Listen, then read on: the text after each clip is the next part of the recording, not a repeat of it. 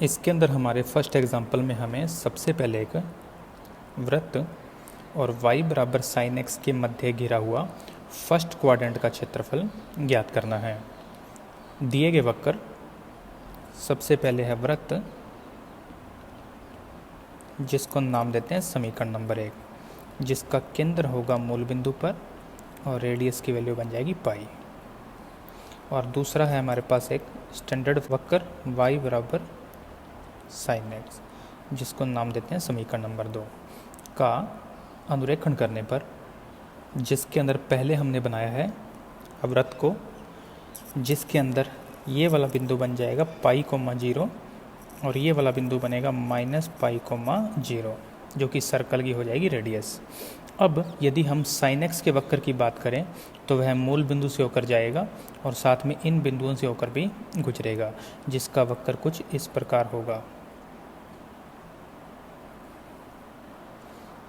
अब हमें इन दोनों वक्रों के मध्य घिरा हुआ ये वाला क्षेत्रफल ज्ञात करना है और इसके लिए हम बिंदुओं का नामकरण करें तो ये बिंदु O है, इस बिंदु को नाम A देते हैं, यह है बिंदु B और यह बिंदु बन जाएगा C।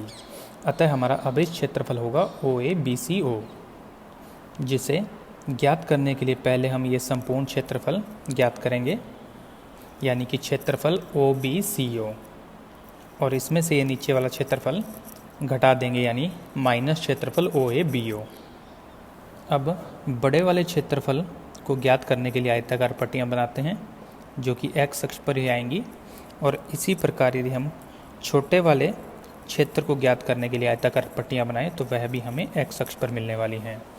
इस आधार पर हमारे पास आ जाएगा integration y dx minus integration y dx।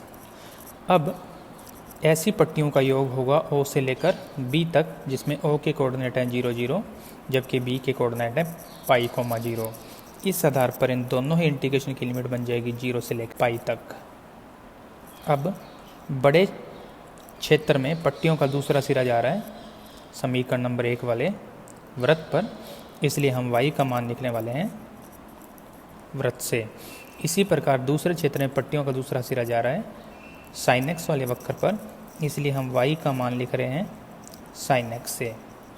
जब ये मान हम इसके अंदर रखेंगे तो हमारा क्वेश्चन बन जाएगा इंटीग्रेशन 0 से पाई, यहाँ से y का मान आ जाएगा pi square minus x square का रूट dx माइनस इंटीग्रेशन 0 से पाई साइन एक्स और dx, जिसको यदि आगे हल किया जाए तो यह a square minus x square का रूट है, जिसका इंटीग्रेशन बन जाएगा x/2 same root plus a square बटे में 2 और sine inverse x upon a, जिसकी लिमिट है 0 से लेकर पाई, माइनस का निशान। साइन x का इंटीग्रेशन बन जाएगा माइनस कोस x, तो माइनस माइनस बन गया प्लस, और लिमिट होगी 0 से लेकर पाई तक। अब इसमें फर्स्ट हम इस पर अप्लाई करते हैं upper limit minus lower limit, तो x का मान रख देंगे पाई, जिससे फर्स्ट स्टेप बन जाएगा 0। यहाँ पर दूसरे स्टेप में आ जाएगा पाई स्क्वायर बटे 2 और यहाँ पर बन जाएगा साइन इनवर्स 1, जिसका मान होता है पाई बटे 2। या upper limit minus lower limit के लिए x का मान रखेंगे 0, तो ओवरऑल वैल्यू बनने वाली है 0। इसी प्रकार यहाँ पर अपर लिमिट लगाएं तो बन जाएगा कोस पाई और लोअर लिमिट बन जाएगी कोस 0। यहाँ पर हमारे पास उत्तर आएगा पाई क्यूब बटे में 4, और यहाँ पर बनने वाला है कोस पाई का मतलब -1 और कोस 0 का मतलब 1, यानी ओवरऑल बन जाएगा पाई क्यूब बटे में 4 माइनस 2, एलसीएम ले लें 4 तो बन जाएगा पाई क्यूब माइनस 8 बटे में 4 वर्ग इकाई, और यही आपके क्वेश्चन का फाइनल आंसर होगा। नेक्स्ट हमारे पास है दो दिए गए वक्र, जो कि दोनों ही बन रहे हैं वृत्त, जिसमें से पहला है x square plus y square बराबर 1, एक को लिख देते हैं 1 का स्क्वायर, जिसका केंद्र होगा 0 0 और इसकी रेडियस का मान बन जाएगा 1। इसी प्रकार दूसरा जो वृत्त है उसको हम लिख देते हैं x माइनस 1 का स्क्वायर और y माइनस 0 का स्क्वायर बराबर 1 स्क्वायर, जो कि केंद्रीय रूप में वृत्त का समीकरण है, जिसका केंद्र बन जाएगा 1,0 और रेडियस का मान इसका भी 1 रहेगा। इस आधार पर यदि हम इन दोनों वक्रों का अनुरेखण करें तो हमें निम्न आकृति मिलने वाली है, जिसमें पहले वृत्त का केंद्र बनेगा O 0 0, जबकि दूसरे वृत्त का केंद्र यदि हम बिंदु ए नाम दें तो वह बन जाएगा 1,0, जहाँ से पहला वृत्त भी गुजरता है। अब हमें इन दोनों के मध्य गिरा हुआ ये वाला क्षेत्रफल ज्ञात करना है, जिसके सिरों का यदि नामकरण करें तो इस बिंदु को नाम बी दे देते हैं और इस बिंदु को नाम देते हैं सी। तो अभी क्षेत्रफल होगा OBACO, जो कि पुनः दो एक समान भागों में बंटा हुआ है।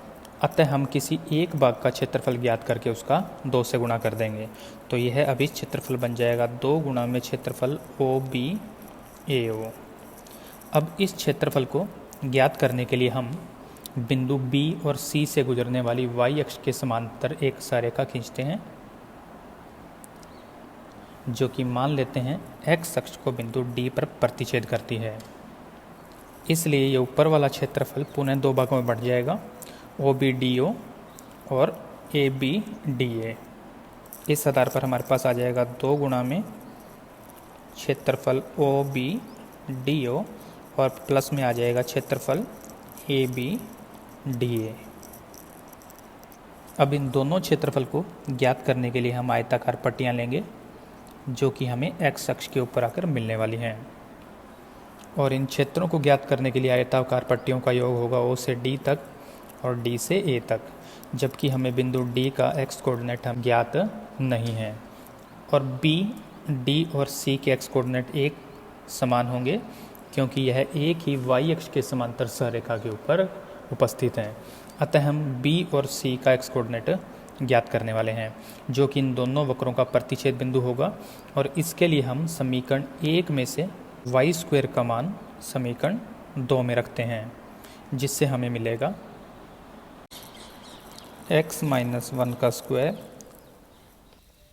Plus 1 - x² is equal to 1, जिसमें होल स्क्वायर को ओपन करें तो x² प्लस 1 - 2x और आगे चल रहा है प्लस 1 और minus x² is equal to 1, जिसमें x² से x² कैंसिल हो जाएगा और 1 से 1 कैंसिल हो जाएगा। ओवरऑल 2x का मान प्राप्त होगा 1, यानी x का मान मिल जाएगा 1/2, जो बिंदु B, D और C का x कोऑर्डिनेट होगा। इस आधार पर बिंदु D के कोऑर्डिनेट बन जाएंगे 1/2, 0। अब इस क्षेत्रफल को ज्ञात करने के लिए जब आयताकार पट्टी हमारे पास x अक्ष पर आ रही हैं, तो दोनों ही क्षेत्रफल हमें ज्ञात होंगे y × dx से, जिसमें फर्स्ट क्षेत्र में यदि हम बात करें तो पट्टियों का दूसरा सिरा जा रहा है दूसरे वृत्त पर, जिससे हम y का मान ज्ञात करेंगे। यानी हम यहाँ पर लिख देते हैं ये मान हम 2 से ज्ञात करने वाले हैं। और जबकि दूसरे क्षेत्र में पट्टियों का दूसरा सिरा जा रहा है 1 नंबर वृत्त पर, तो हम इसको 1 से ज्ञात करने वाले हैं। अब पहले क्षेत्र में पट्टियों का योग होगा O से लेकर D तक, तो लिमिट बन जाएगी 0 से 1/2। इसी प्रकार दूसरे क्षेत्र में पट्टियों का योग होगा D से लेकर A तक, इसलिए लिमिट बन जाएगी 1/2 से लेकर 1 तक। अब दोनों समीकरण से y का मान ज्ञात करके यदि इसके अंदर हम पुट कर दें तो हमारा अभी क्षेत्रफल बन जाएगा 2 गुणा में कोष्टक लिमिट 0 से 1/2 और y का मान हमें प्राप्त होगा 1 - x - 1 का स्क्वायर विदिन द रूट और dx, समीकरण नंबर 2 से। जोड़ का निशान, इंटीग्रेशन, लिमिट 1/2 से लेकर 1 तक, और इस पर y का मान प्राप्त होगा 1 - x² का रूट। अब हमें इन इंटीग्रेशन को सॉल्व करना है, जिससे हमें अभी क्षेत्रफल मिलेगा। x - 1 भी x के जैसे ही काम करेगा, इसलिए ये 1 - x - 1 का जो स्क्वायर है ये एक्चुअल में a² - x² के रूट के जैसा है, जिसका इंटीग्रेशन करें तो 2 बाहर x/2 और सेम रूट का मतलब 1 - x - 1 का square within the root plus a²/2 और साइन इनवर्स x/a। ये अपना फर्स्ट इंटीग्रेशन है, मैं साथ साथ 2 का जो गुना है वो भी कर रहा हूँ, जिसकी लिमिट होगी 0 से लेकर 1/2। अब ये दूसरा इंटीग्रेशन कर रहा हूँ 2 से गुणा करते हुए, तो ये a² - x² की फॉर्म में है, जिसका इंटीग्रेशन बनेगा x/2 सेम रूट, फिर आएगा प्लस a²/2 और साइन इनवर्स x/a, जिसकी लिमिट है 1/2 से लेकर 1 तक। नेक्स्ट स्टेप में पहले कोष्टक में से 2 कॉमन लिया, जो ये बाहर वाले 2 को कर देगा कैंसिल, इसी प्रकार दूसरे कोष्ठक में भी 2 कॉमन लेके बाहर वाले 2 को कर देगा कैंसिल। शेष पर हम लगाते हैं अपर लिमिट। तो इस फर्स्ट स्टेप में जब x का मान 1/2 रखा जाएगा तो अपर लिमिट बन जाएगी यहाँ पर 1/2 माइनस 1 से बन जाएगा -1/2। यहाँ पर हमें मिल जाएगा 1 माइनस यहाँ पर 1/2 का स्क्वायर बन जाएगा 1/4 विद इन द रूट। यहाँ पर बचेगा सिर्फ 1 का स्क्वायर यानी 1, जिसको लिखना नहीं भी चाहें तो भी कोई दिक्कत नहीं। और यहाँ पर बन जाएगा साइन इनवर्स -1/2।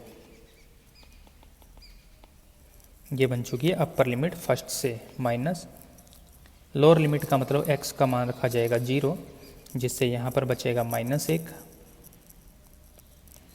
और यहाँ पर आ जाएगा 0, जिससे ओवरऑल वैल्यू बन जाएगी 0। इसी हिसाब से यहाँ पर x का मान 0 रखूँगा तो बन जाएगा +1 गुणा में साइन इनवर्स -1।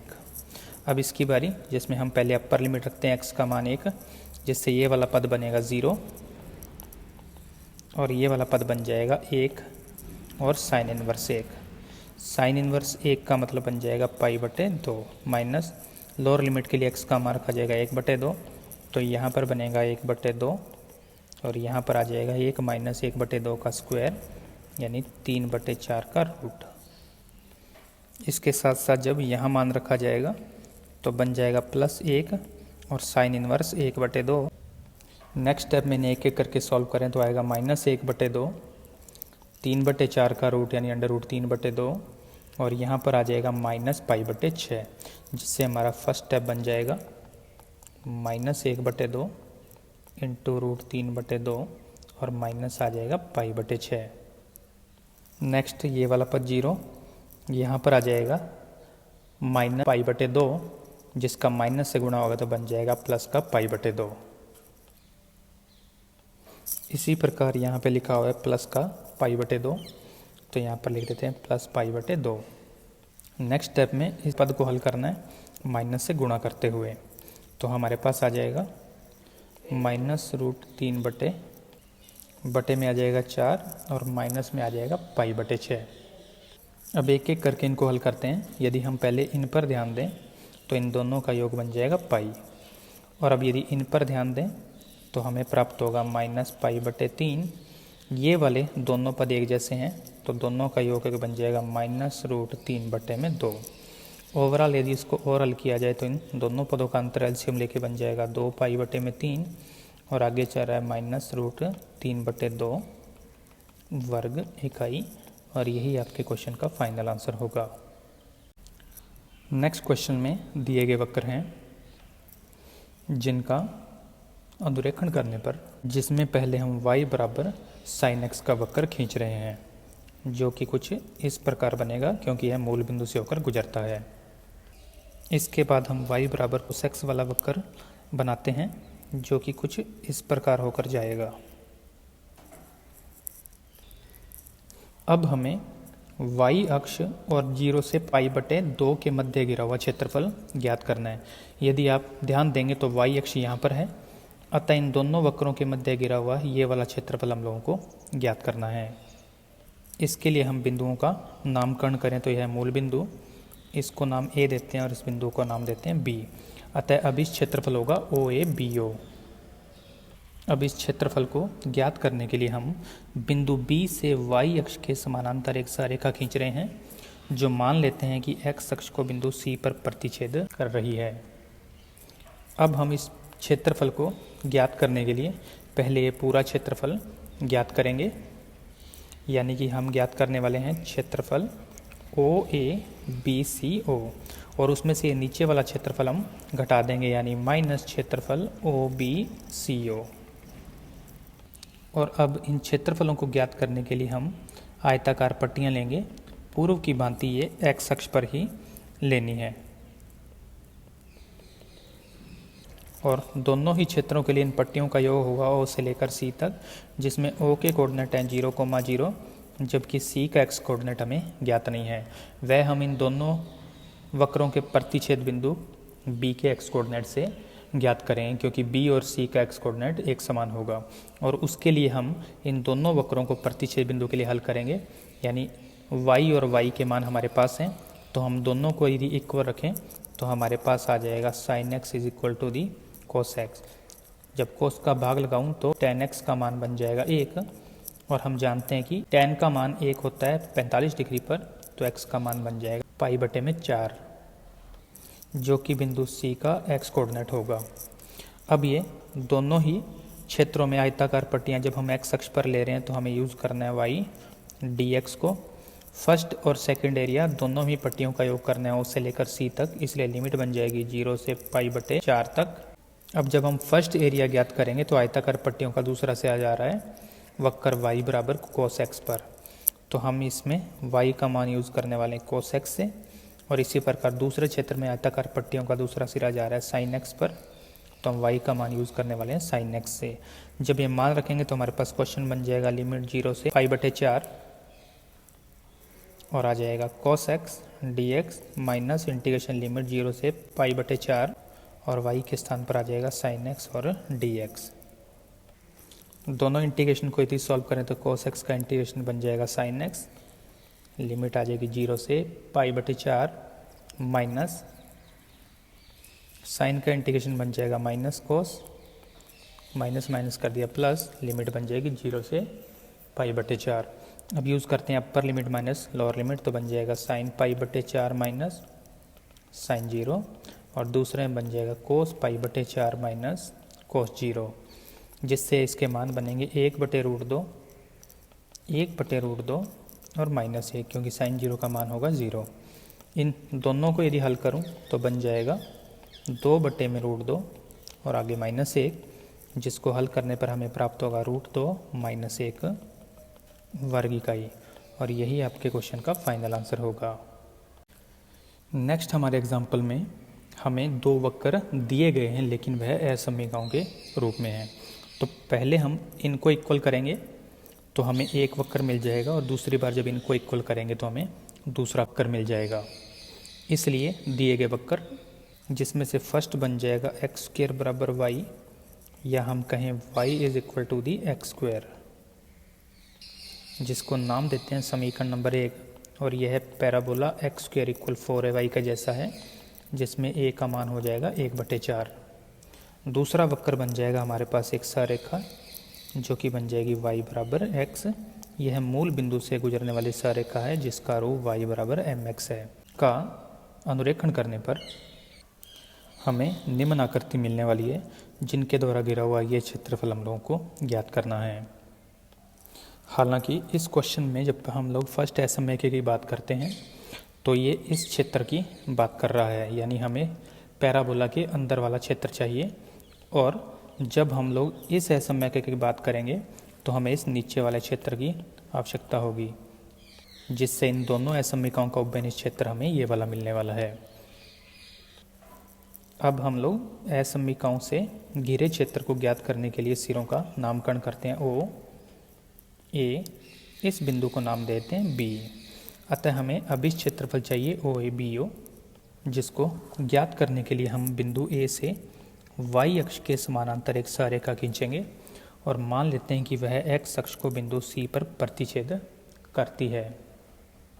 अब पहले हम ये सारा क्षेत्रफल ज्ञात करेंगे, यानी क्षेत्रफल OACO, और उसमें से ये नीचे वाला क्षेत्रफल घटा देंगे, यानी कि क्षेत्रफल OBACO।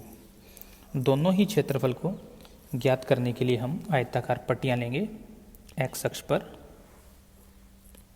और ऐसी आयताकार पट्टियों का योग होगा O से लेकर C तक, जिसमें O के कोऑर्डिनेट बन जाएंगे 0 0, जबकि C का x कोऑर्डिनेट हमें ज्ञात नहीं है। इसके लिए हम दोनों वक्रों का प्रतिच्छेद बिंदु A ज्ञात करेंगे, और इसके लिए हम लोग समीकरण 2 से y का मान समीकरण 1 में रखते हैं, जिससे हमें प्राप्त होगा x² इज इक्वल x, जिसमें से दोनों पदों को एक तरफ कर दें तो x² minus x equal 0। x common लेने के बाद x माइनस 1 बचेगा, इसका मतलब या तो x बराबर 0 होगा या x माइनस 1 बराबर 0, जिससे x का मान मिलेगा 1। x बराबर 0 तो मूल बिंदु पर आने वाला है, प्रतिच्छेद बिंदु, और दूसरा बचेगा x बराबर 1, जो कि बिंदु A या बिंदु C का x कोऑर्डिनेट होगा। अब जब हम आयताकार पट्टियाँ x अक्ष पर ले रहे हैं तो ये दोनों मान ज्ञात होंगे इंटीग्रेशन y dx से, जिसमें पट्टियों का योग होने वाला है ओ से लेकर सी तक, तो एक्स कोऑर्डिनेट के हिसाब से बनेगा लिमिट 0 से 1 तक। अब जब हम पहला क्षेत्र ज्ञात करेंगे तो आयताकार पट्टियों का दूसरा सिरा जा रहा है रेखा पर, तो y का मान हम रेखा यानी समीकरण 2 से ज्ञात करने वाले हैं। और यदि इस क्षेत्र की बात करें तो आयताकार पट्टियों का दूसरा सिरा जा रहा है परवलय पर, जो कि समीकरण 1 में लिखा हुआ है, तो हम लिख देंगे परवलय से हम y का मान ज्ञात करने वाले हैं। जब ये y के मान ज्ञात करके हम इसके अंदर रखेंगे तो हमें अभी क्षेत्रफल मिल जाएगा, जिससे हमारे पास आ जाएगा 0 से 1 integration x dx minus integration 0 से 1 और एक्स स्क्वेयर और dx, जिसको यदि हल करें तो हमें प्राप्त होगा एक्स स्क्वेयर बट्टे में 2 लिमिट 0 से 1 माइनस एक्स क्यूब बट्टे में 3 लिमिट 0 से 1, जिस पर अप्लाई करते हैं लिमिट तो बन जाएगा 1/2 माइनस 0 माइनस 1/3 माइनस 0। ओवरऑल बनेगा 1/2 माइनस 1/3, एलसीएम लेके हल करें तो 3 माइनस 2 बटे में 6, यानी ओवरऑल उत्तर आएगा 1/6 वर्ग इकाई, और यही आपके क्वेश्चन का फाइनल आंसर होगा। नेक्स्ट क्वेश्चन में दिए गए वक्र, जिसमें से पहला है y equal x square plus 2। पहले हम इस वक्र की बात कर लेते हैं, जिसको हम चाहें तो लिख सकते हैं x square is equal to the y minus 2, जो कि वास्तव में एक्स स्क्वेयर इक्वल 4ay के जैसा है, अर्थात यह एक मानक परवलय है जो कि ऊपरमुखी होगा। लेकिन इसमें इस बात का ध्यान रखना है कि यह मूल बिंदु से होकर नहीं गुजरता, जबकि यह मूल बिंदु से होकर गुजरता है, यानी इसका शीर्ष होता है मूल बिंदु, जबकि इसका शीर्ष ज्ञात करने के लिए हमें x का मान रखना पड़ेगा 0, तो हमें y का मान मिल जाएगा 2, यानी इसका शीर्ष बन जाएगा 0,2।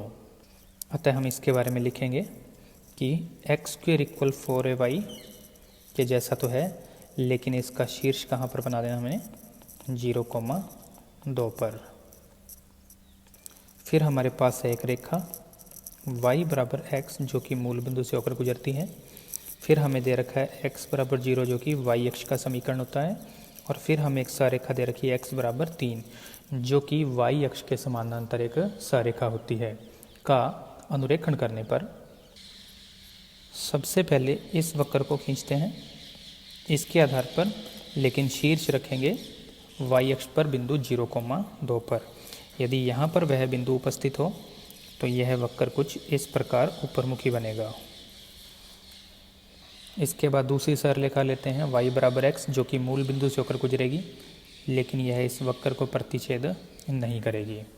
अभी तक यहाँ पर कोई बंद आकृति हमें नहीं मिल रही है, और इसके लिए हमें आकृति को बंद करने के लिए एक अन्य रेखा दी गई है जो कि है x बराबर 3। तो यदि हम x बराबर 3 सरेखा खींचेंगे तो वह y अक्ष के समानांतर इस प्रकार कोई सरेखा मिलने वाली है। इस प्रकार हमें घिरा हुआ क्षेत्रफल जो ज्ञात करना है वह ये होगा, और इसके सिरों का यदि नामकरण करें तो हमें बिंदु मिलेंगे O, A, B और C। अतः अभी क्षेत्रफल होगा OABCO। और एक अन्य बिंदु ये ले लेते हैं D, जिसके कोऑर्डिनेट होंगे 3,0, मूल बिंदु के कोऑर्डिनेट होंगे 0,0। अब हम अभी क्षेत्रफल को ज्ञात करने के लिए पहले ये सारा क्षेत्रफल ज्ञात करेंगे और उसमें से ये नीचे वाला क्षेत्रफल घटा देंगे, अर्थात क्षेत्रफल OABCDO माइनस क्षेत्रफल OCDO। अब इन दोनों क्षेत्रफल को ज्ञात करने के लिए हम आयताकार पट्टियाँ लेंगे, और वह आयताकार पट्टियाँ हमें x अक्ष पर मिलने वाली हैं। इसलिए हमारे पास आ जाएगा इंटीग्रेशन और y dx दोनों ही क्षेत्रफल को ज्ञात करने के लिए। ऐसी पट्टियों का योग होगा O से लेकर D तक, यानी लिमिट बन जाएगी 0 से लेकर 3 तक।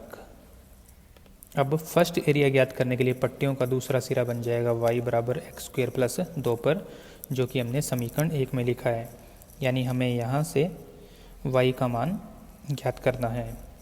इसी प्रकार दूसरे क्षेत्र को ज्ञात करने के लिए पट्टियों का दूसरा सिरा ऐसा रेखा y बराबर x पर, तो हमें रेखा से y का मान ज्ञात करना है। जब हम समीकरण 1 और 2 से y का मान इसके अंदर पुट कर देंगे तो हमें मिल जाएगा इंटीग्रेशन 0 से 3, और y का मान पहले के लिए है एक्स स्क्वेयर प्लस 2, फिर माइनस इंटीग्रेशन 0 से 3 और y का मान है x। अब इनका एक एक करके इंटीग्रेशन करें तो एक्स क्यूब बटे में 3 प्लस में आ जाएगा 2x, लिमिट आ जाएगी 0 से 3, माइनस एक्स स्क्वेयर बटे 2 और लिमिट आ जाएगी 0 से लेकर 3। अपर लिमिट लगाऊं तो आ जाएगा 27 बटे 3 प्लस में 6, लोअर लिमिट लगाएंगे तो आएगा 0। इसी हिसाब से दूसरे में अपर लिमिट लगाएं तो यहाँ पर ध्यान रखिएगा माइनस का निशान है तो कोष्टक का यूज़ कर सकते हैं। तो हमारे पास आ जाएगा 9 बटे 2 और लोअर लिमिट बन जाएगी 0।